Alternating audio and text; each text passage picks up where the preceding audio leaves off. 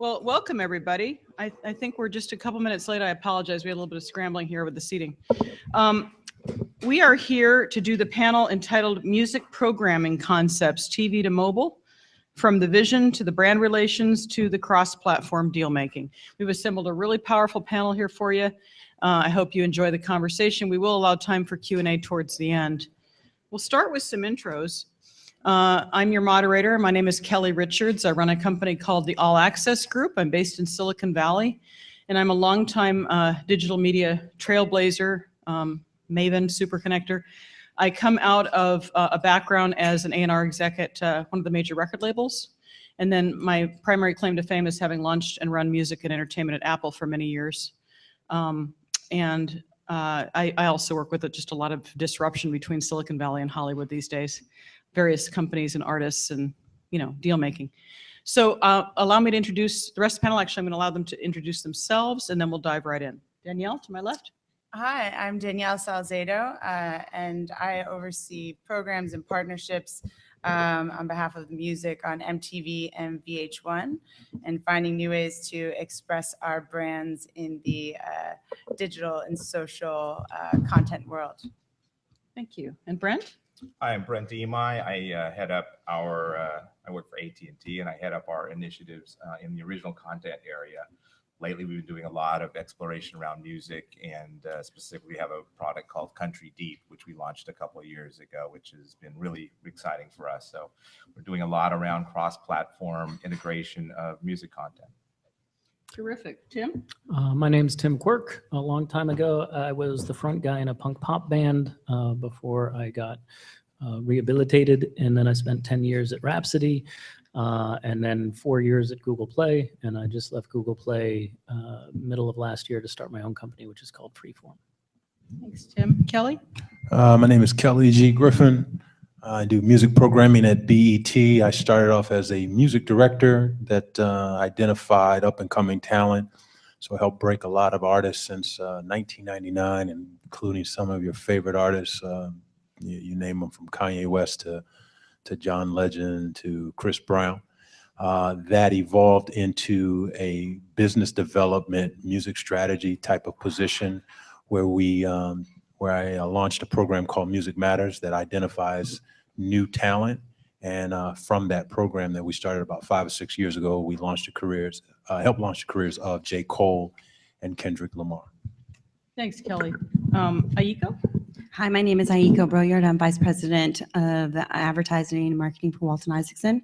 I have a little bit of a long career in music. I started with Davy Brown Entertainment, where I created the music marketing department there, where we worked for Pepsi and Reebok, worked very closely with Steve Stout at Translation to develop and create the music programming by connecting people like Jay-Z, Alicia Keys, Nelly, with brands like Reebok and Timberland. Since then, I am now at advertising agency Walton Isaacson, where my primary client is Lexus. But we have created a television program called Verses and Flow, which is a connection of music and spoken word poetry. It's been on the air for 5 years, and we are really, really closely connecting the brand of Lexus with music and using music to influence our target segments. Thanks, Aiko.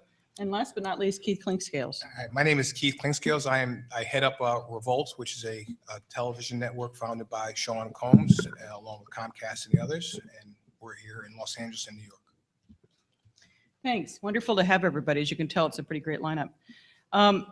So for starters, a lot of people, when they think of music programming, probably think about MTV as being one of the groundbreaking channels to program music. 35 years ago now. And so I'd like to start, but actually come to find out, Kelly was sharing in the prep that I think BET preceded the launch of MTV with programming just a few months prior, right? In 1980? January Yeah. 1980. Yep. So little known fact for you there. So my first question kind of goes to Danielle, but of course everybody can chime in, which is basically, given MTV was one of the first media companies dabbling in music programming and focusing on it, can you share with the audience a little bit about how MTV's evolved with technology shifts, audience shifts, artist shifts in all that time, and how you're really focusing on programming these days, what it means. Sure. So I think it's safe to say that not only did music programming on MTV in particular change, just music consumption overall has incredibly changed, especially in the last few years.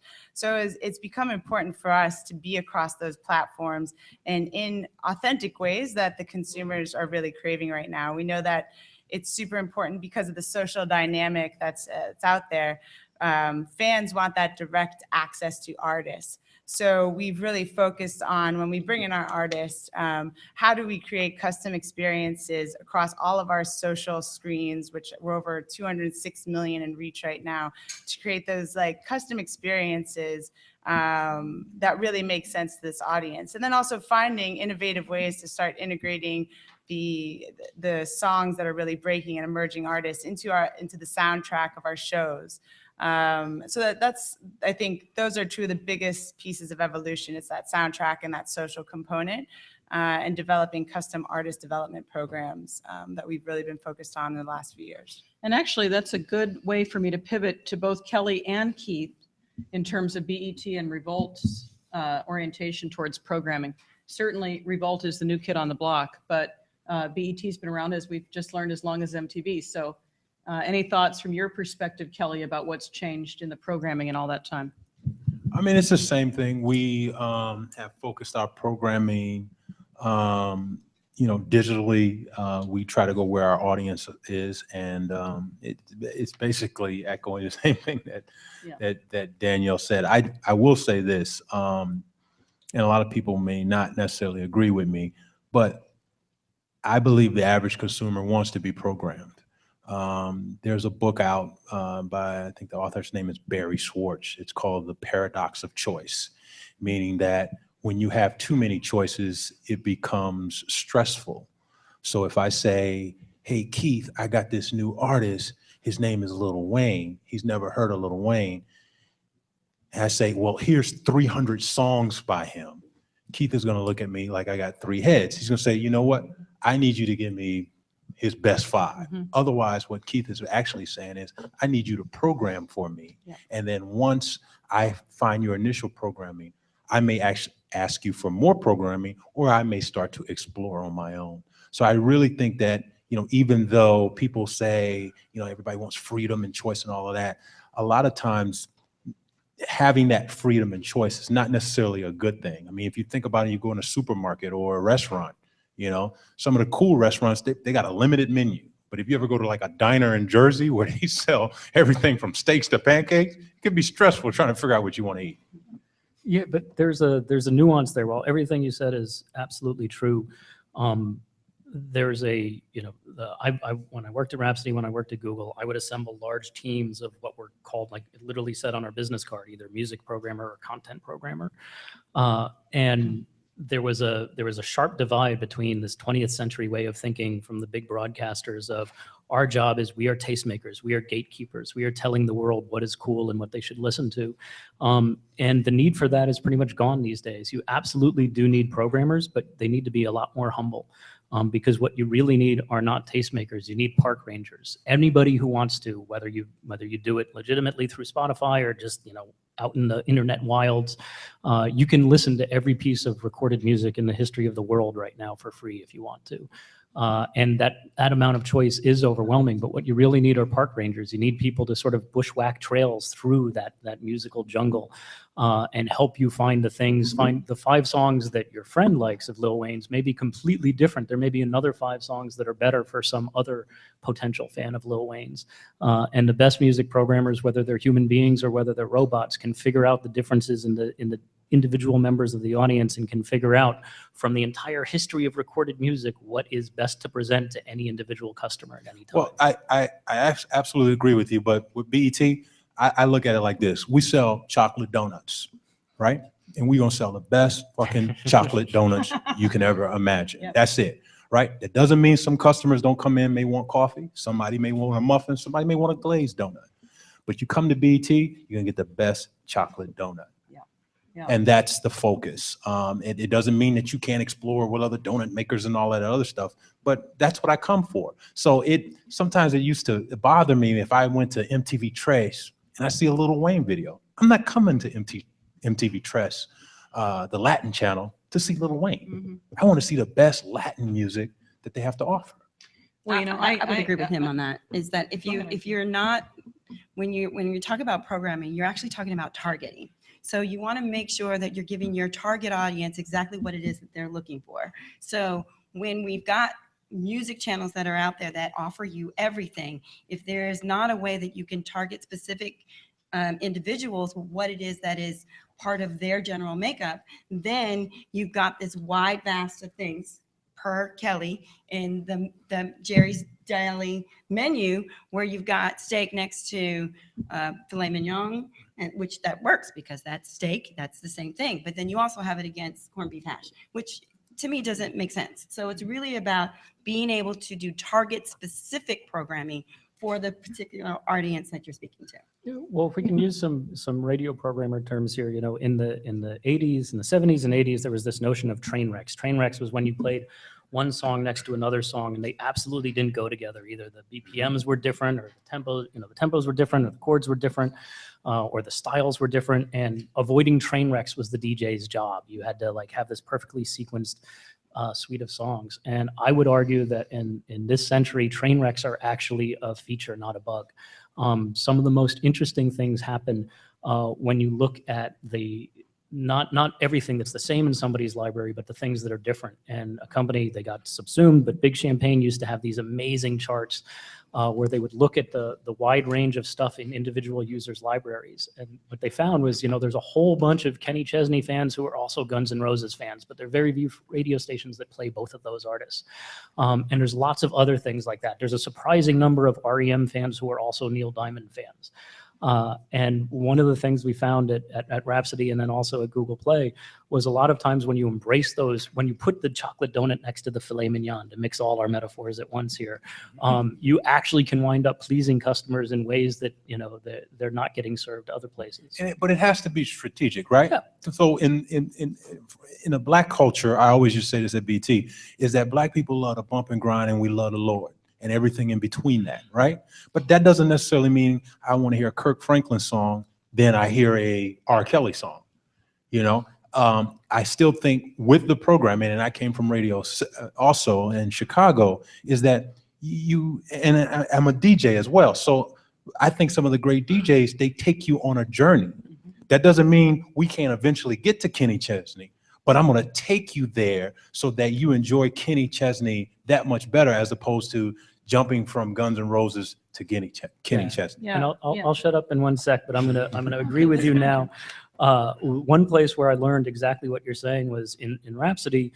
We were, you know, our entire philosophy was there's no walled gardens. Everything should connect to everything else in the most logical possible way.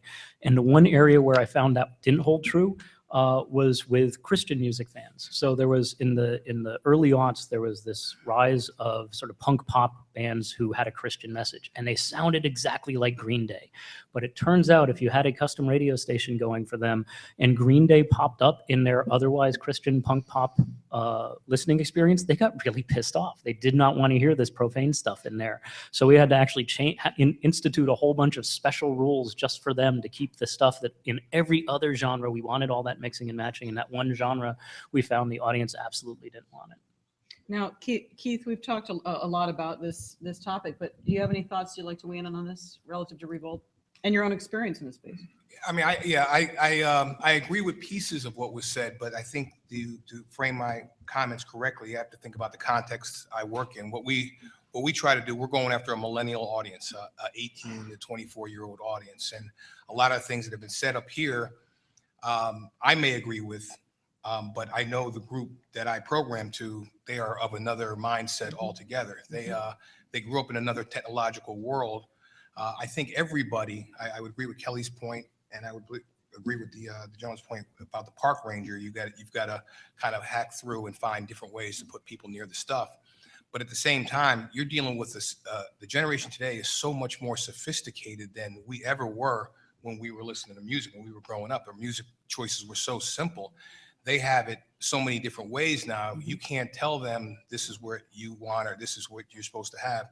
The moment you feel that you can do that for them, you've already lost. So I think the thing that we try to do is make sure we're listening as much as possible. We're paying attention to as much of the quantitative things that are out there right now. Everything from SoundCloud to YouTube, the likes, every things that come up in pockets, that PIF, all this different technological things that allow us to show the kind of affinity that young people are having for things you haven't even heard of. And it helps us with our video selections, but more importantly, it helps us to watch things on the horizon. The game has changed in terms of the power of the consumer. The technology has made these young folks the most powerful group of music consumers ever in the history of the world. So you can be a music programmer, but you have to be really a music listener. You have to be able to appreciate these folks. You have to appreciate what they're thinking about and pay attention to it, because there's some things that if we go by the old formulas just wouldn't work, but it's working for them, and it's showing up on how these things spread and how they move. The other thing that we do is a lot of the networks have stopped playing music videos. They've moved to reality programming. They've moved to different types of shows and things like that. At Revolt, we try to work and stay with music as our core, and then we take news and everything else that supports music around it. So even when there's something like what's going on in Baltimore right now, there's a disturbance in Baltimore, we want to make sure we're talking to Talib Kweli, we're talking to different folks from a music perspective to make sure we're constantly interfacing with that. Everything that goes on from the upcoming presidential election to the tragedy in Nepal, on down the line, to make sure we use music as the foundation of their lives, because younger people, music is the most important thing to them. So by doing that, it gives us a much broader programming tableau. Yes, we play the music, we play music videos, but we're also able to talk about, Kanye. Kanye is always good to talk about. You can't really talk about him. Right? The situation with Wiz Khalifa, for us to be able to do something like work with a movie like The Fast and the Furious, and all these things, they go across different genres and different things. So we don't have to say the train wrecks, as the gentleman put it. You kind of need train wrecks. You need as many different things as possible, because the audience that we're going after, if they stay with you 6 minutes, they've stayed with you for a long time. You've got to assume that they're going to stay 6 minutes and move on to something else and come back. So that's how we work it. Yeah, so given that the consumer, that shift has happened for sure, where they're really their own programmers to a certain extent, but it's still it's a more noisy world than ever, because there's so many more artists and many artists that aren't getting signed and promoted. So is there still a role for curation in the context of music programming? I think curation is the only thing. I mean, but the sources of curation, how you get to what's hot, that is the key, because what is fire now is much different than what was fire before, because fire was determined by access. Now, a lot of people have access through channels that had not existed before. And also you can have like regional fires, and you can have people that are bubbled up in certain areas, or folks that are showing up just on mixtapes and other places that are not truly public. That's what you're trying to find. You're trying to find the early embers of fire and get on them quickly. And sometimes they blow and sometimes they don't. And I think what you're seeing is that, to your point, is it's not a top-down thing anymore. Yeah. It's not MTV has blessed these 25 as the videos to pay attention to, or the artists that you should pay attention to. If MTV is probably like a lot of other people who are programming nowadays, you look at what's hot out there and you see what's getting hits on its own. Yeah. And that's where you're making investments. Right.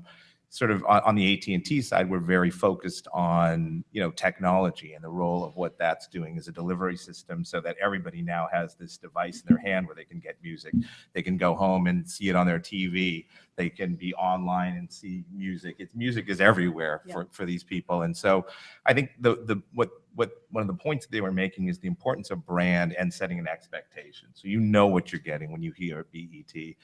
We have a product called Country Deep, and it's all about country music. Again, wherever you want it, and we do some curation, but it's largely, pick the videos you want to see or program your own playlist.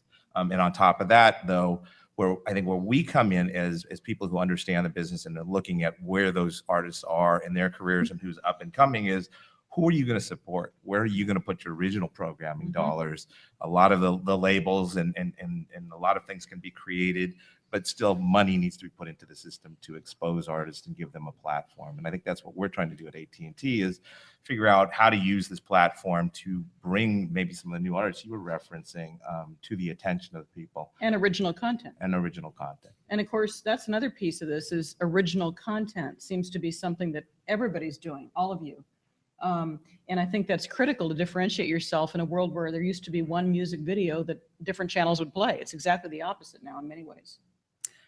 Yeah, I think just to layer onto this here too, when it comes to original content and curation, the other things that's super important for that experience to work is to create that sense of community. That's something that's hyper important to millennials, who's, you know, our audience as well. And so that you're making sure that they're involved in that creative process and in the original content that we're creating. So that I think that's what makes the entire ecosystem work together the right way, is how do you involve the audience in that content creation aspect. Because while, yes, you can't just give people exactly what they should be listening to anymore, it doesn't quite work that way. And it's not a full-on free-for-all, it's involving people. And I think also the way YouTube, so I'm slight like divergent path here, but YouTube's kind of given everyone the idea that they have the ability to become famous, and being a famous musician is most people's dreams. And so how do you start to allow them to continue to believe in that? Because I think that's amazing, and encourage that, but then also and reflect their voice in the programming that's being given back to them. So that's something super important that we have to do with our original content. So whether it's in original content that you see on linear or original content that incorporates them in the social aspect, I think that's something that's important to consider in that process. Yeah, one thing we haven't yet talked about that I want to bring into the conversation is integrating brands with music, and how we do it, why it's important. So I have a few questions along those lines as it relates to music programming. You know, how advertisers are using music programming to reach target demographics is a subject of interest. For example, you know, companies like Lincoln create a really smart music program called Hello Again, with contemporary artists like Beck reinterpreting classics, like a song that Bowie would have done, or Cadillac uses Led Zeppelin, or, you know, Ayiko, I know you have some experience with blending brands and artists, and all of you have, I think, some experiences of involving brands in this process. So let's talk a little bit about that side of things. Well, from an advertising standpoint, what we try to do when we create broadcast television campaigns or programs is, you know, first of all, it starts with the product. And then once you identify what the product is and what the personality is of the product, in my case, it's Lexus and it's cars. And then I am the multicultural agency of record. So therefore I go straight to Black, Hispanic, and then start to identify who the personality is and then what's the personality of the music. A lot of times, however, for most brands, when you're doing television, the cost to actually really connect with an artist is astronomical in terms of your talent residuals and your music licensing fees. So what ends up happening is if there's a huge campaign, like a big launch, then you can really call the music labels and say, hey, I've got this big launch. This is the personality I want to use. How feasible is it for us to get that music? A lot of times what we get when we go to some of the music labels is that they'll offer up a new song that nobody's heard before, that they are saying that they're going to put a lot of money behind, and then they allow you to use that song at a little bit lower rate so that you kind of get that mnemonic out there in the air. So somebody hears it first on a TV commercial, and then it comes out on radio. And, you know, McDonald's did this with I'm Loving It with Justin Timberlake. So Justin Timberlake never once in his music said, I'm loving it. But the mnemonic of da da da da da was in the McDonald's commercials almost a year before. Yeah. So it was in there and it was in people's vernacular. So when the record came out, it was, granted, it was Justin Timberlake. So it went there immediately. But that could have happened with any artist, if it was done correctly and right, and where a brand actually really does it well enough in advance in order Sure. to be able to make that connection between the personality of the brand and the personality of either the song or the artist. Absolutely, Kelly. We find, I mean, honestly, we find in this whole situation, music is one of the best ways to convey authenticity. And that's the beauty of music. So if you're able to work with brands and pay attention to their brand values, a lot of times they'll come along for the ride because you are working with artists that want to do the same thing. They want to go ahead and get their message out. And if you work with them, they'll do things for you sometimes that they don't do sometimes if they're working for just for the paycheck of it. A lot of times they have projects they want to get out. They have ways they want to make sure things happen. And it doesn't take a lot of math to see how much a well-played commercial will give their song airplay and awareness. So that's happened. Then, you know, you see it on sports a lot, and now you also see it with movies. I talked about earlier the situation we had with Furious 7. You know, we had Wiz and we had, you know, Ludacris and all these guys, Vin Diesel, all these folks are there. And yes, they were on our air, but we were able to make things out of it. And we were able to put a whole situation together that because of who we were, it helped us out tremendously. Now that film is a tremendous film that would have done quite fine on its own, but to be able to work with us and use music in such a way and bring these acts on, it really worked nicely. Now, I'll just give you one more story. We did a thing with Little Sean where we had a big concert for him and tons of folks, but we also went ahead and did a thing for Ford where we basically rode around Detroit with Little Sean and Big Sean. Big Sean. I got Get your little from bigs. Lil Wayne and Big Sean. No, you know what it is? I got used to calling him, I got used to calling him Little Sean because I had bigger Sean. Oh, right, all right. Right, okay. Sean Combs that I worked with. I mentally didn't want to myself. Big Sean. Yes. Big Sean in Detroit, you know, met with one of our on-air journalists, and they went around in a Mustang, and they had a great time talking, and they took him to different places. And it wasn't a big money thing, but it was an opportunity because we built it around, you know, his album and different things that were going on. So it was just another opportunity to take music, put it in the right setting, put it in a setting that the artist felt very comfortable with, and they worked with us lovely. What, you know, one of the strategies I've done is with the Music Matters campaign is because I'm dealing with up and coming talent. You start to nurture that relationship early. And then what happens is, you know, we get deals that come along, whether it be Pepsi or Subway, that want to do stuff. So we found a guy about 5 years ago, Lecrae. And now you can pick up the phone and say, hey, Lecrae, you know, I got a check for you. You know, it's not big money, but it's a check for you from Pepsi.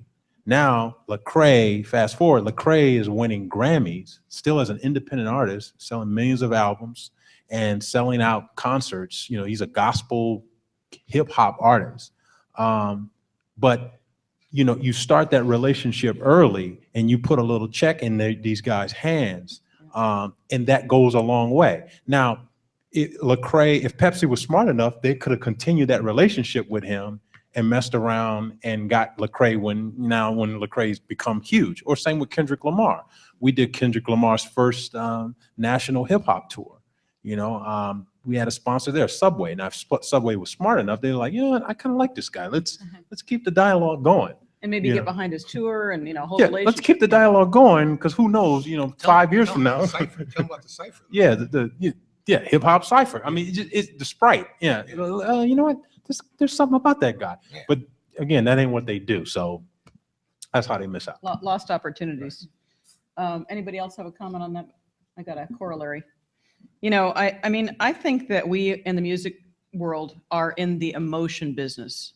That's my personal stance. So if you buy that, we're in the business of moving people. Why is it so important and effective to combine powerful advertising and music to engage consumers? Well, I mean, when you talk about advertising, to what Keith said, if you're doing advertising right and correctly, you're speaking to the human truth, the authentic truth, and the emotional truth. So what you want to do when people are looking at brands very specifically is you want to connect to them on an emotional level. So when you have a song that can connect with somebody in an emotional level, then you're taking out the rational thought and you're appealing to their emotional side. Whenever a brand could get into the hearts of a consumer, then you've got that brand for life. You are removing the brain thought, you're removing the rationality, and you're speaking to their hearts. And music is, as Keith said, and Kelly said, is a way that you can very easily infiltrate people's emotions and people's lives, because you hear a song and you go back to a thought.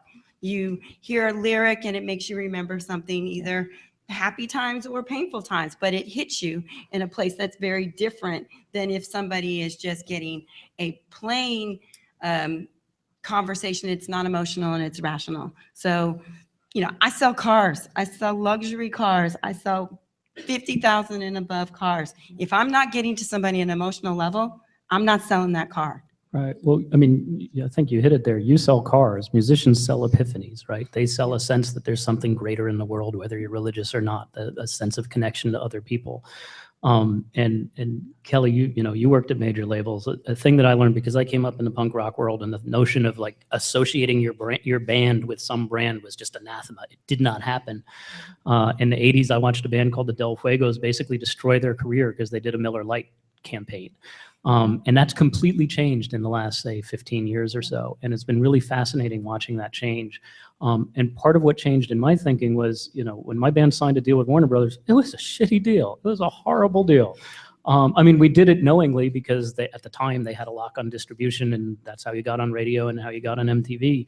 And so we did the deal for all those reasons, but at the same time, we'll never be recouped. And even if we were recouped, they'd own the product that we created for them forever. And in the meantime, we had no health insurance or anything, right? And yet my band did a Budweiser radio commercial. And the band almost broke up over it because it was totally against my morals. I voted no, but we were a democracy and the other three guys said yes.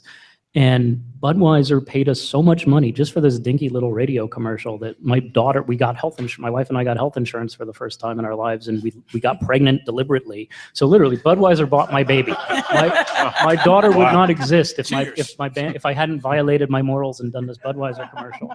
And what I learned was the Budweiser, like, for whatever reason, I felt good to have the Warner Brothers logo on my album. That felt like, a stamp of approval that we'd somehow made it. And I felt terrible about having Anheuser-Busch's logo on my head. And yet the Budweiser deal was 1,000 times better. All they wanted to do was stand next to us for a little while and bask in whatever glory they thought we had. So some of it would rub off on them, and then the deal was done, except we kept getting residuals. So it's really important that you, as a musician, you don't want to, I hate words like authenticity and selling out because they're really hard to define, but you don't want to give away that special patina that you have. You don't want to give it away too cheaply, and you don't want to give it away in a campaign that actually works against you.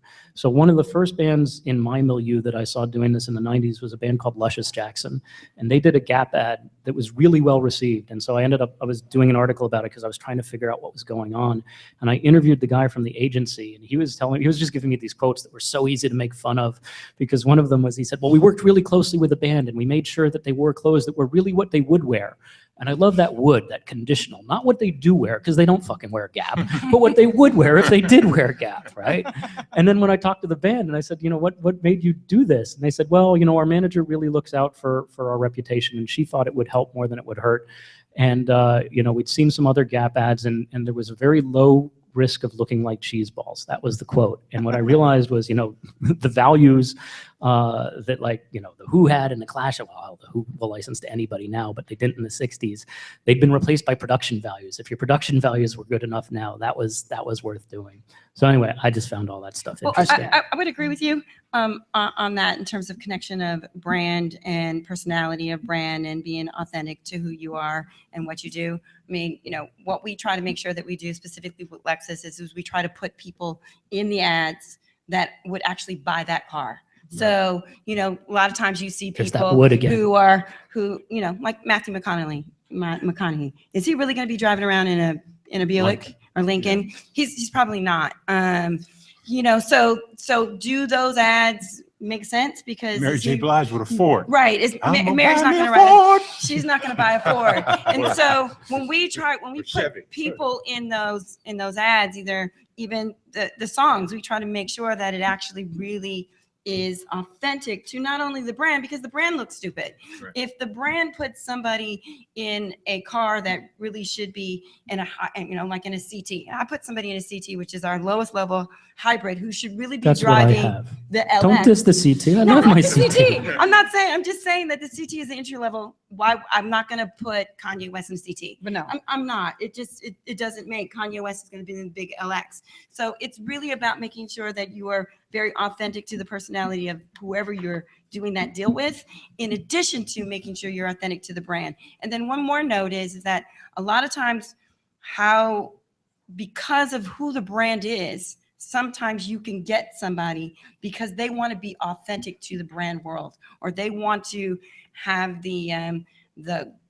Lexus is a good name. It's a good name to be associated with because they have the pursuit of perfection, and they're about quality, and they're about this, and they're about that. So sometimes I can get people just on the strength of the name, because it brings them to a place where they're not getting any offers. But if Lexus wants to do something with them, then therefore they start to get a lot more offers. So I get in on the front end because of no one's ever done anything with them before, and that's what I look for. Well, That's actually really interesting, because it's something, this isn't exactly a brand, but when I was working at Rhapsody, even though we were we were not Apple, we were this tiny little upstart. I had way more success getting artists to create original content and do sort of creative stuff with us at Rhapsody than I had. It was harder at Google than it was at Rhapsody, because the notion of working for this underdog was more inherently appealing to a lot of artists than aligning themselves with Google, this big faceless corporate entity was. Yeah, and I think it also matters on the musical genre, like on the urban side of things. Right.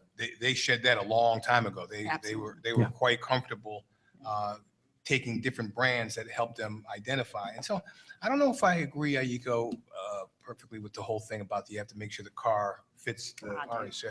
I mean, because I look at the campaign that Big Sean did for Fiat, and Fiat had a new car, a four-door car, and he did this campaign for them, and it led off. And if you put it to that test, would Sean Combs really be driving a Fiat? But the whole notion of it was about a mirage and coming to the desert and seeing something that you had never seen before, and this was a four-door Fiat. And Fiat went ahead and reported their best quarter ever, and they attributed it to that car. I mean, they attributed it to that commercial and the campaign that they run. So I think there's a number, the Blake Griffin one with Kia. Yeah. That's just another one where I'm not certain about Yes, it. but here's the thing. Yeah. The difference between both of those commercials is you didn't have Blake driving a Kia. You had Blake jumping over a Kia. And Sean. No. You had Blake driving a Kia, and He was driving a Kia? not only is he driving, and Sean was not driving one. Sean was not driving. Yeah, I think but- the Mirage, the Fiat Mirage, I think spot was fantastic because it was a Mirage. But I think Big Sean, the real Big Sean, is a complete sort of unique situation, because he's hip hop's best salesman, right? If Diddy say Arrowhead is the new water, I might try that Arrowhead, right? Well, you said- Because he's established himself as, I'm cool, and if whatever's next to me is cool. Tastemaker, So I yeah. think he's a unique guy that can only do that. I don't think there's a lot of artists out there that can kind of get away. Like Well, Jennifer Lopez did the Fiat. it was Jennifer, horrible. come on, please, That was horrible. give me a break. Well, You it's ain't getting no interesting. damn So sleep. this what- I puts wanna- me in mind of something that happened, I don't know how many years, maybe a decade ago now. Tim will back me up. When Sting needed to do a music video and Jaguar needed to do an ad, and they put Sting in the campaign driving a Jaguar, and that became his music video for Desert Rose. And it was $20 million to Sting, and everybody was happy. I mean, that's an example, and that was going to lead to my next point, is why it's important for brands and artists, why it's important for brands to think about artists and music as an integral part of the campaign early as a strategic partner, as opposed to an afterthought at the end. Well, money, that's the first thing. But I with us, with Music Matters, I make it a point, like we actually made it a point that for the first 3 years, we didn't want our ad sales team to go out and sell it. We didn't need Taco Bell jumping on Music Matters. We wanted to, first of all, build the credibility and then find a brand that had a natural fit. And I think with technology and all these other brands emerging and a lot of hungry young brands, we were able to find these brands like Monster and Skull Candy that said, oh, you guys are doing something cool. We're doing something cool. And it's a beneficial partnership. But look, okay, We're also so Kelly, talking let me about, pick on you a little bit though. So like that, see, that's the problem with us as programmers. So we say, oh, we don't want Taco Bell, right? Now Taco Bell, they happen to have a program where they give struggling musicians cards where they can go after they've had a session, they can go to a Taco Bell and get food, you know, and they have this kind of support, feed the band. It's called the Feed the Band program. So by that notion, they're exactly the kind of brand that you want to work with. You want to work with your young bands because they know the struggle. They know, you know, after bands have a session, they need to eat. And why not go to Taco Bell? I would think that, I mean, I think that's a great campaign. I think when we started, it just, the connection wasn't necessarily there and it didn't feel authentic, you know. Probably, you know, years later, if that, you know, was well known that Taco Bell is associated with music. But when I think Taco Bell, I don't think, oh, music. Oh, I'm gonna get a taco. I want to draw a distinction between, there's two different things we're talking about here. When we're talking about specific artists, and if that celebrity is a fit with a specific brand, we're talking about the artist as though the artist has its own brand, which is true. I mean, artists are brands. And that's an important set of concerns, but it's separate from the music itself being associated with brands, whether you know who the artist is or not. And that I think is actually, that's a lot dicier territory. It doesn't mean you should never do it. It just means it's one thing to see Sting in a Jaguar. It's another thing to hear Sting's song in a Jaguar commercial. Both of them can work, and sometimes one works and the other doesn't. I just think people now, you know, like today's millennials are into brands, and, you know, it's Kendrick Lamar. Kendrick Lamar's dropping an album or dropping a mixtape. I'm going to go listen to Kendrick Lamar, not the single from such and such. And I think the artist But there was a big pushback to, I mean, he dropped this amazing work of art that like made the entire, well, not the entire world, but a big chunk of the world sit up and go, holy crap, it's been a while since we had an artistic statement that profound. And then he followed it up with a Reebok spot and got a lot of pushback for the Reebok spot. Right, but I still think that Reebok, what Reebok did with Kendrick Lamar and Wilshire Boulevard was nothing short of brilliant. I mean, they are trying to launch a new shoe called Run, and then they put Kendrick on a flatbed on Wilshire Boulevard and had people run behind them. I mean, the spectacle of that engagement piece got people to look at Reebok a little differently. I mean, I worked on Reebok years ago, and I was a part of that whole music initiative to really connect hip hop with Reebok. We signed the first person, Common, who did Uncommon Classic in 1999, where that was that first real connection between hip hop and Reebok as a brand. Reebok then left hip hop. You know, they changed their focus and their sales plummeted. Then they came back with partnerships with Swiss Beats and with Alicia Keys and all that after they dropped AI and they dropped, you know, Jay-Z stopped doing shoes for them and stopped 50 cents. And then they came back with this monster program with Kendrick Lamar that I think now put Reebok, who was not on any kids, millennials' mind. Nike is still number one. No one has ever come close to Nike in terms of millennials and being able to really position them. And Kendrick came with that. Now kids are talking about Reebok again. Right. I just think Reebok got way more out of that than Kendrick did. And so Maybe we don't know, but I do know some of the deals. I do know the deals that Reebok makes with hip hop artists, and trust me, Kendrick's getting paid. And don't forget, it's not just about the money; it's also about the exposure. Right. Correct. I think something else that's to be considered in this conversation, and a lot, like every point that's been made here, yes, definitely accurate, but it's certainly coming from where the brand and where the programmer is and how we push it out and how that relates. But I think the other piece that's super important and why brands are really working with music in general, and going back to the emotion piece, is that's how the consumers then relate to that content. So something we certainly focus on is the funny aspect or the engaging aspect, because then what happens is, how do we make that content go viral, and how do you engage your consumer base to then spread your message for you and take those campaigns, whether whether it's the Reeboks with the Kendrick Lamars or anything else? And how do you then engage your entire audience to become your distribution platform? And that's what's really cutting through the clutter there. And I think you can work with established artists, which is something that is obviously will work well. And there's a lot that goes into that too. And I think there's just so much opportunity for the brands, going back to the emerging artists platform, and really, because there's something incredibly, you get street cred, right? When you can break an artist and you can show your support for them. And I think that also gives you the flexibility to have that multi-platform access to that content that you can custom create with the artists too. That will really resonate with your fans in unique ways. Yeah, I see IKEA do that periodically. You know, they'll show a rising artist, and you hope they're going to put the artist's name in the short little ad, but you know, they'll showcase a rising artist, and for gosh sakes, whether the artist makes money or not, talk about the exposure. I think something that we have a program at MTV called Artists to Watch, where we select certain artists that we want to support, that we think are starting to cut into that breaking edge of making it big, and we want to push them over the top.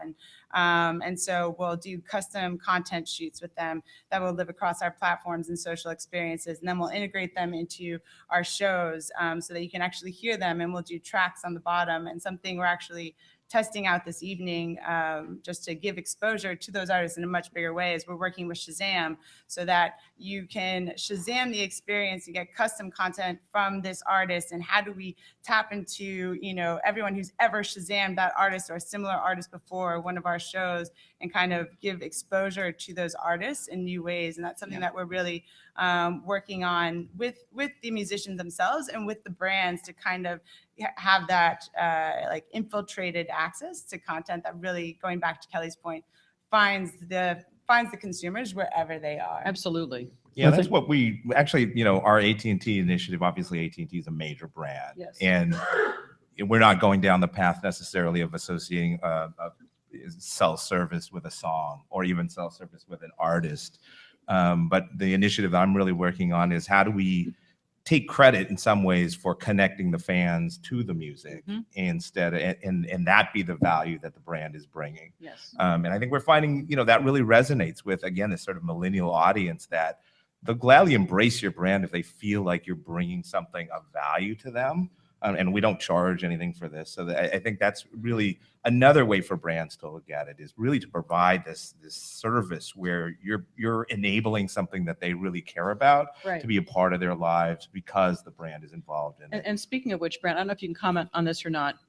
Feel free not to if you can't. But what happened to the Blues series that AT&T was doing with music for a while? The Blue Room series was, I think, just a little bit ahead of its time.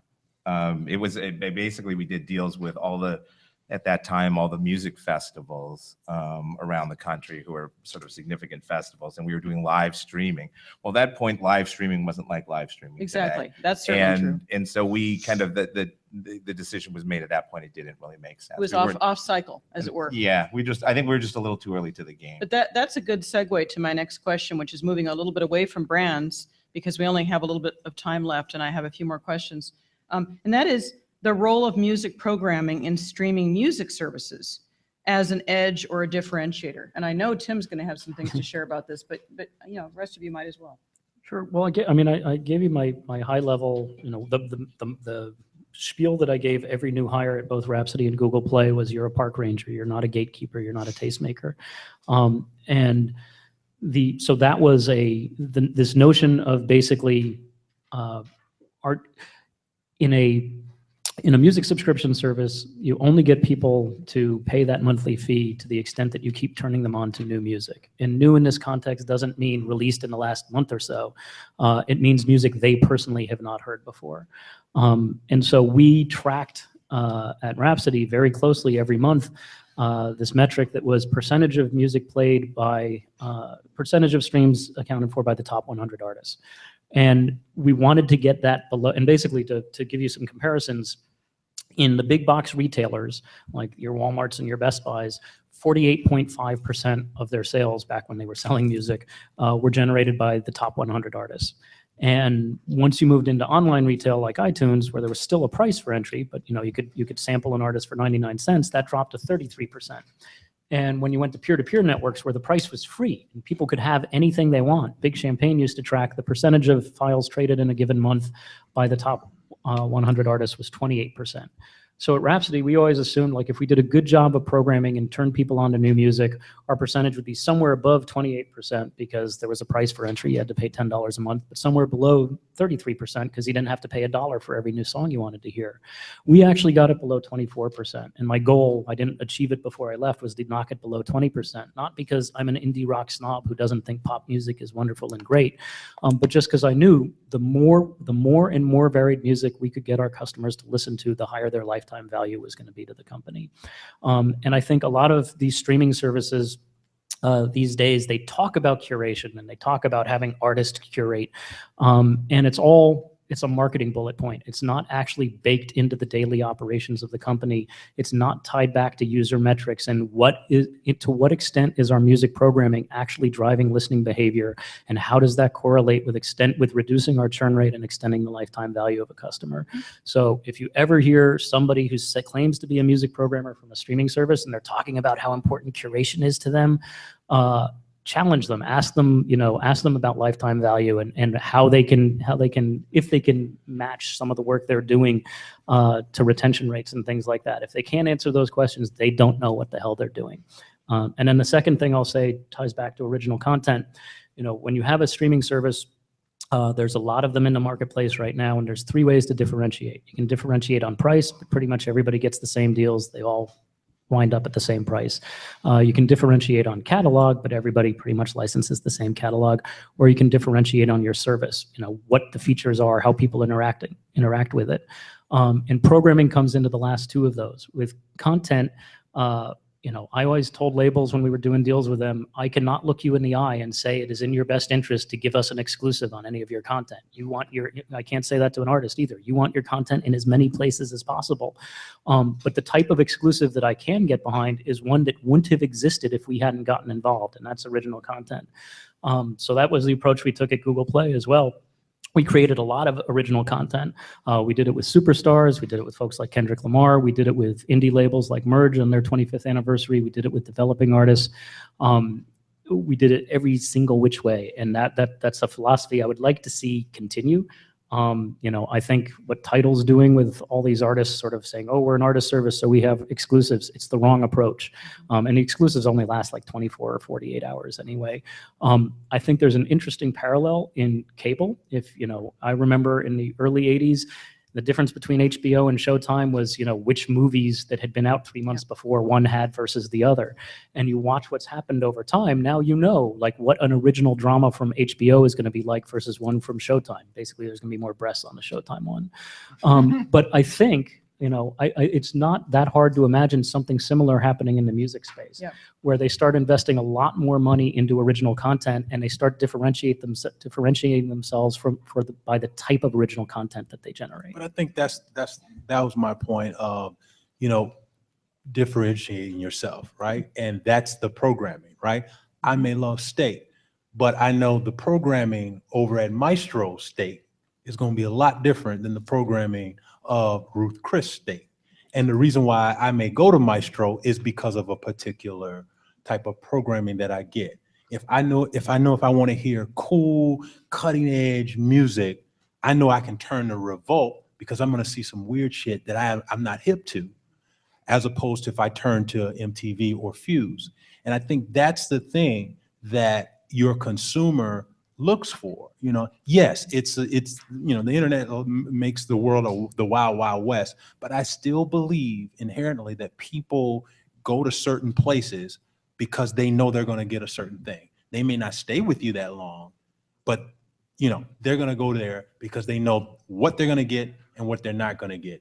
I can go buy a nice white shirt from the Polo store and it will have a certain context, it will have a certain fabric, or I can go to Tom Ford and get a nice white shirt, and I know it's going to have a different type of fabric, a different type of stitching, and a different type of design. That absolutely applies in a broadcast context, but when you're talking about a Spotify versus a Beats versus a Rhapsody versus a Google Play, it's really just one layer on top of the entire recorded history of music in Western civilization. But I came from radio, right? And I came from WGCI in Chicago, and what the theme was, we play the hits. And we can all play the same music, Revolt, MTV, BET, but it's how you serve it, right? Maestro's gonna still serve you a steak. It's how it's served, right? They can go to the same farm and get the same cow, but it's how it's served that's going to distinguish Maestro from Ruth Chris. Yeah, I guess, I mean, the distinction I'm drawing is that one of the most successful music web curatorial things I've seen, and partly because it's aligned with my personal taste and what I grew up with, is NPR Music. And what I said I wanted to accomplish when I got to Google Play was I wanted to do what NPR Music did, but for every genre of music, not just that narrow slice of NPR-ness. So basically, depending on what kind of a fan you were, if you liked Ruth's Chris steak, we would have the perfect Ruth's Chris experience for you. If you like Maestro, we would also have that perfect Maestro experience for you. You actually have the ability to create, and again, I'm talking about a specific on-demand music subscription service where the whole pitch to people is give us $10 a month because you can listen to anything you want. And then the follow-on from that is we're going to make it easier for you. I wouldn't even do that. See, I just think it's too difficult to be a jack of all trades. We sell chocolate donuts. Right. I'm selling the best fucking chocolate donut. I can't give you the best glaze. That ain't what I do. That don't mean I can't go to Keith and maybe get some glazed donuts to put on front, but I'm gonna do chocolate donuts. And I think people really, really respect that I know, like I said, if I want to get one of the best suits, I'm gonna either go to Brook Brothers or I'm gonna go to Tom Ford. I know that's what they do Yeah, best. but you're talking. I'm not gonna go to TJ Maxx or I'm not gonna go to Kmart because that ain't what they do best. But you're talking about things that have, are physically limited in the amount of shelf space that they have. They have to choose.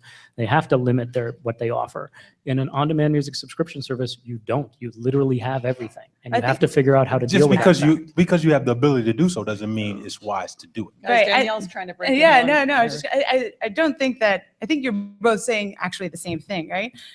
Because you said you go to NPR because they serve you what you want, right? And I think too, right? BET, whether chocolate donuts or whatever we want to reference, or Revolt, and right, like, so look, I'll say it from my point of view, right? So I'm MTV and VH1, and by all means, I am a massive fan of all genres of music, hardcore, indie, hip hop, jazz, but I also know our audiences, right? And so if we were to throw that really avant-garde thing out there, it just doesn't stick because it's not delivered in the right curated experience and the right contextualized experience. And then I think to continue that point though, like to what Kelly was saying, that you have to know what you do and do that super, super well. You're not going to achieve it all. And we can try, but like, it won't work. So instead, pick the couple of genres and pick that audience focus and be known for that and just drive that home and do that better than anybody else. And I think that's the biggest way to win. And like these platforms like a Spotify or, who are, I guess if you want Beats or whatever title, they're, yes, they have every genre of music out there, and even YouTube, right? We can reference that. And what they're learning too in this process is they can't be everything to everyone on their own, and that they do need that editorial piece from an outside brand to come in and be that kind of expert for them, so that way, as that platform, they can have the MTV version, the BET, and the Revolt version to serve up 3 different accesses to that entire base of music content that lives within their platform. But still, it's super important to have those brands that focus on those sections to really help make the content make sense for the consumer. Agreed. I do think though it makes it. See, what we're trying to do at Revolt, we're playing a lot more music because that's what we're kind of dedicated to. We play music videos, we talk about music news, everything that we're dealing with is music. So we don't have to make room for other types of programming. When we have documentaries on there, they're documentaries on music issues and things that are related to music. So, a lot of the programming philosophy that we have comes more from like a CNN or an ESPN to make sure we serve the people that want, that are interested in these types of things. So we don't get limited to the, to the donut discussion. I want to make sure that we are able to go ahead and talk about these things and engage the fan fully on everything that relates to them, as opposed to just the music, because the emotional ties to music and how much information you have on music nowadays. I mean, if you ever think about how much you know about Beyonce and Jay and Blue and where they go on vacation and things like that. You know a tremendous amount now. You know how Taylor Swift felt about Spotify. I know all about her emotions about that. I know the managers that she talked to and different things and where Lord comes from, and all this information now is available. So you want to make sure people who are fans of these artists, they're going to want to have. They can't get enough. They can't get enough of this. I spent some years at ESPN, and you learn from there that if you're talking about the Patriots and someone's a Patriots fan, you cannot talk about the Patriots enough. You just can't. There's not enough hours in a day to talk about the Patriots. You can do that all you want. So people that are NFL fans, they're going in when Alabama is playing Auburn. Are you kidding me? That's what it is. So music is the same way, except you're not dealing with teams and leagues. You're dealing with individuals and the cliques that they have and the information that's around them. Yes, there's like who's dating who and is she with that and things like that. But the real stuff is, oh, they're in the studio, who's mixing with so-and-so. I remember when Jay-Z dropped the thing with the Magna Carta, and we got to talk to Timbaland very early on in Revolt's history, and he told us all kinds of things. He told us about Michael Jackson. It was just news, and it was information if you were into music, and that kind of thing is where you want to be, because then you have more. There's more to music than then just the videos. You've got to be able to get behind the folks and find out what's going on with the production of it and who's doing the guest of it, and then that will give you a whole new way to program things, Agreed. a whole new way to have. But that's the donut though. And that's the reason why I would go to Revolt, because Anybody got some coffee with the donuts? I'm a sweet freak, excuse me. But that's the reason why I would go to Revolt if I say, you know what, I want to find out what's going on with Taylor Swift's mom. Just like I would go to ESPN if I want to find out what happened with Derrick Rose if he broke his leg again or something like that. Yeah, I'm sorry. I'm gonna be contrary here. It is possible, if you're humble, to create a system in which you say, hey, we can be all things to all people. And the way you do it is doing something you said at the beginning with Lil Wayne and picking the best 5 songs. While there are hundreds of thousands of artists in the system and millions of tracks, it is possible to go through and have some hire experts in each particular genre of music and go through and say, these are the key artists, these are their key tracks, these are the key albums, this is what defines this genre. And you can it takes a couple of years, but if you do it and you do it effectively and you do it with this end goal in mind, you set up a system whereby it doesn't matter if someone comes in as a Lil Wayne fan, if they're like, oh, I want to get interested in jazz. Maybe I'm going to start with John Coltrane's My Favorite Things. And you can lead them. You haven't necessarily had a music programmer sit down and say, okay, here's the 200-track introduction to jazz playlist, but you have created a system that says whatever starting point you have, you're going to go on a journey that makes sense and teaches you something you didn't know. I'm sorry, but part of this is I spent 4 years at Google. Google's mission is organizing the world's information and making it accessible. So they have those sorts of grand ambitions, and I work with genius coders. It is possible to create systems like that. Yes, I don't know how creating a system- authentic it is. But creating a system where everything is everything to everybody is not the right way to go. It's not everything is everything to everybody. It's saying whoever you are, you can find something for you in this. That's a big ass store, right? That's like That's it's a big store. And if you're thinking of it as a store. I don't need that anxiety. I know that if I need to go and get a burger, I know I can go to McDonald's, right? They probably selling them in Kmart. They sell it shit in Costco, right? But I know if I want a burger, I'm gonna go to the dudes that been doing burgers for the long time. The last thing I'm gonna say on this point. There is people talk a lot about the lean back experience versus the lean forward experience. If you're creating an effective on-demand music subscription service that has the entire catalog of music in it, you need to be able to serve both needs. So that means a layer of programming on top. When people say, I don't know what I want to listen to, you do it for me. And you do that for them and you do it effectively. It's absolutely the case that you can't be all things to all people in that instance. However, there is the same exact human being who on Tuesday says, I don't know what I want, just play me some music. On Tuesday might come in and say, I know exactly what I want. I haven't heard Kung Fu Fighting for years and I want to hear that. And I want to hear other one-hit wonders like that. And you don't know that person's going to come in with that. But basically, again, this is a very Google perspective. The ultimate goal at Google is that you should never have to type anything into the search box. It sounds creepy, but basically we want to know enough about you when you show up that we know what you were going to look for anyway.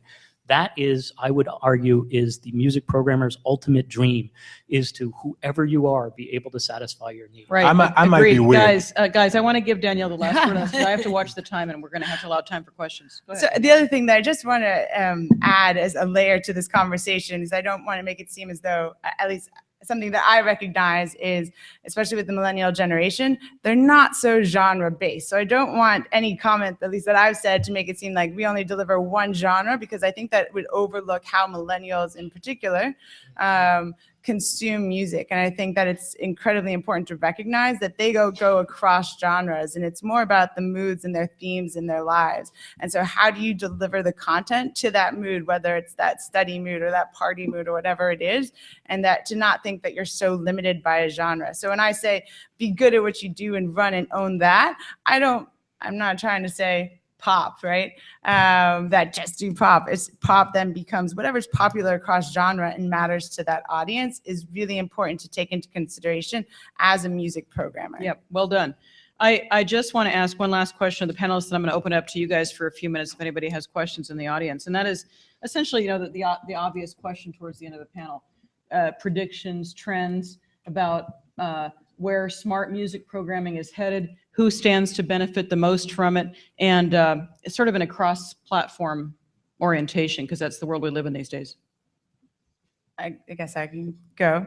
So I think, something that obviously MTV and VH1, they've been around for quite some time, and so is the record industry. And I think how most people now are looking at the multi-platform deals, they're coming from this really nervous, uncomfortable place of my business has already been harmed in the past. I don't want to relinquish any rights, so let me be hyper protective and almost be limiting in a sense. And so I think it's really important for everyone to kind of come at it with a fresh approach of how do we kind of think about this and be collaborative together, from the brand to the platform to the programmer, and reinvent that content experience to give people a new way and new access to the music that they love, instead of being so like, well, this is my right, I own this, you own that, and that's it, and it can't go farther across that, that player, that screen. And I think if we look at it that way, everyone has the opportunity to win in this. I don't think it's a, one-sum game. I think everyone can have a chance at it if we work together and not look at old models and really construct new models together. And actually, I think that's a multi-stakeholder win is the preferred approach in partnerships moving forward. At least that's how I structure deals. Brent? Yeah, I would echo what you just said, that it's a time of incredible change in the way people are consuming music, the vehicles that they're using, how artists are relating to their fan bases very directly, and there is an opportunity to figure it out for today's world. Yep. and see, how does the delivery system work with the artist, work with the labels, work with all the stakeholders.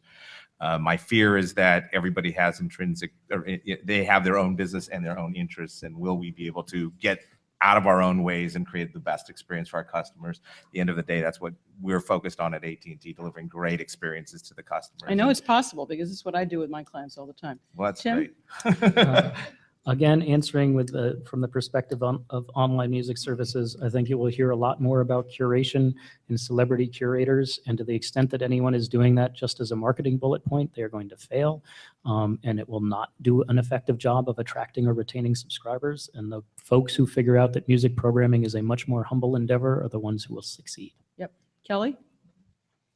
I'm going to echo what most people said. I would think that the future is more about being able to obviously continually access things when and wherever you want to access things. I still will hold my ground of how, what it is I'm accessing, but I would be able to access it when and whenever I want to. And on whatever device. Right. Yeah. Ayiko? I'm going to take the perspective of advertising agencies and brands. I think what's going to happen is there's a lot of brands that are going to start to create their own content, like what we did with Lexus, where we created a TV show very specifically called Versus and Flow to give artists the opportunity, especially R&B artists that don't have a lot of opportunity to be seen on television, for them to really be able to showcase real music. And I say real music by people who can actually sing with a band live and still sound good. And then figuring out how you cross promote it across multi-platform levels, from television to internet to social media to blog talk radio to Smartphones, tablets. Yeah, smartphones, yeah. all across, so that you create a 360 program that then connects you to not only the artists, and in our case, artists, poets, also then to the brand, and then to ancillary units with radio, television, internet, so that it precedes the message. It goes out really far, and you're giving music the ability to influence purchases. Right. Well said. Keith? I think you're going to see more media and more opportunities with music itself as the star. If you look at this show on Spike, Lip Sync Battle, they just took that show and made it into a virtual reality show. You know, when you see it, you watch all these stars like The Rock and Terry Crews singing. So it's a pretty engaging experience, you know, and then you get to go back in music, and that's a way that music, again, has become the star. You know, we've been through the American Idols and The Voices, and you see how great programming that is. And the biggest show of the year, Empire, is a music show, you know, and that Drip Drop song, I still know that damn Drip Drop song. You know, and then I got to hear it across all different platforms and download and things like that. So I think you're going to see more opportunities with evocative music working as a part of the media and working in tandem of it. And I think you have to pay attention to this millennial audience, because this audience does not work on genres. If there's anything you take from my conversation, what I've learned the hard way doing Revolt is that genres that's not them. They set their own rules, and they like doing that because they have the control, they have the power, they have the intellect, and they have the insight to do so. And that's what they do. Absolutely. All right. We have time for 2 questions. Go ahead. First of all, thanks for the whole panel. It was a good conversation, donuts notwithstanding. I hate chocolate donuts. I like it, just turn my stomach. Communist. I love donuts. I love donuts. So, and I love what you said. I was wondering if any of the panelists had thoughts on, via the successes that Netflix has had with House of Cards and some of the original programming, and Amazon has had with really high budget, high quality, very distinctive programming, and now HBO. I'm going to HBO now.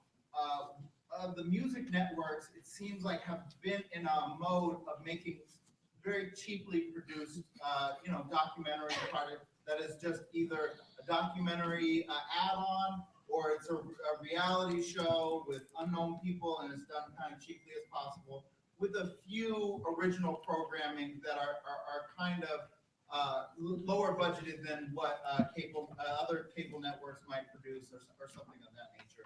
I mean, who on the panel sees, like, do you see anyone striking out and making some big bets like you're seeing at Netflix, and big bets that you're seeing like in a music channel or a music network that might include brands, or how does that world exist in the entertainment world for you guys? I think it depends on business models. I mean, the Netflix business model is awesome. It's an over-the-top model. They have hundreds of thousands, millions of subscribers rather, and that helps them. You know, that check comes every month. You know, so that check helps them do different things that they're able to take the big risk on the House of Cards type shows and the Orange is the New Black types of things. For networks like what we're doing, we get our checks mainly from advertising and from working in partnerships with cable operators like Time Warner and Comcast on down the line. They are not quite as robust, but you begin to build those. So it's kind of like a dance that you have to make those kind of bets. But I do think you're going to see more of that because of what Netflix has done and also what Amazon has done. So I think the message that you can take out of it is that good content pays off, and what HBO Now is doing, they're showing you then again and again and again that good content pays off. What Ayiko said is very true. Now you have brands and advertisers willing to put the kind of money behind things to make sure that they get the kind of quality. And a lot of times they're making it themselves. So I think with the success of Empire and some of the other things that have gone on, you're going to see more things in the music world And you'll see more alliances and allegiances that haven't happened before. You know, you have a very interesting thing going on with, you know, Jay-Z releases Tidal, and you have Spotify that's already there. In the background, you have, you know, Beats and Apple cooking some things up. So I think between all those things, you're going to see some media things that just have not been seen before. And you have big money players making big bets. I think, you know, just to piggyback on what Keith said, with Empire and with Nashville, because, you know, Nashville basically was the same model as Empire, is with those two programs, what those two programs proved is that when you take drama and you mix it with music, it Melodrama. can create a phenomenal. So for both the music artists and for the television program. So I think we're going to see a lot more of that. We have the hip hop version, we have the country version. So I'm sure there's another version coming pretty soon that we'll see in upfronts in the next couple of weeks of what that next musical experience is going to be from a network. From a network perspective. I want to see a reality show about roadies. That's all I'm like. A reality show on roadies, yeah. I can also say that MTV is getting into the more evolved scripted space this summer. We have 2 new series coming out, Shannara and Scream. They're not as music focused as Empire and Nashville. And trust me, I'm a massive fan myself of Empire. Would love for that to be one of our shows. But what we're doing is being super creative about how we integrate music into those series. And they, you know, obviously we've been known for being in the reality space for some time, but we are now figuring out how do we get into that highly produced, you know, big budget content space too. Guys, I'm sorry to say I lied. I was hoping for time for a couple more questions, but I'm getting the hook loudly in the back of the room, so I have to wrap us up. Please help me thank our panelists, and thanks for joining us.